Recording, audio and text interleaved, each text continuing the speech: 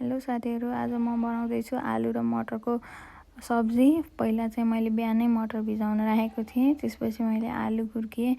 आलु खुर्केर चाहिँ त्यसलाई मजाले काटेँ अनि त्यससँगै प्याज पनि काटेँ। यता साइडमा चाहिँ मैले चामल भिजाउन राखेको थिएँ। त्यसलाई घिउ हालेर बसालिदिएँ राइस कुकरमा। अनि यता चाहिँ अर्को कुकर बसालेर त्यसमा तेल राखेँ।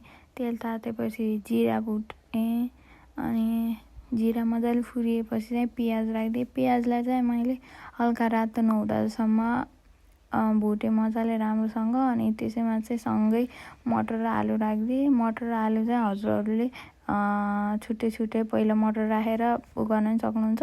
मैले चाहिँ एकैचोटि राखिदिएँ। त्यसपछि मैले तिनमा एड गरेँ बेसार, जिरा धनियाँको पाउडर अनि नुन, धुलो खुर्सानी राखेँ। अनि त्यसपछि एकछिन छोडिदिएँ छोप्नलाई। अनि त्यसमा एड गरेँ टमाटर राखिसकेपछि चाहिँ अनि मैले त्यसमा जिरा धनियाँको पेस्ट राखेँ। यता चाहिँ भात रेडी भइसकेको थियो।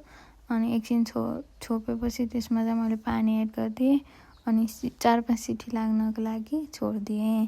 त्यसपछि हाम्रो रेडी भएको थियो मटर आलुको तरकारी। एकदमै मिठो भएको थियो।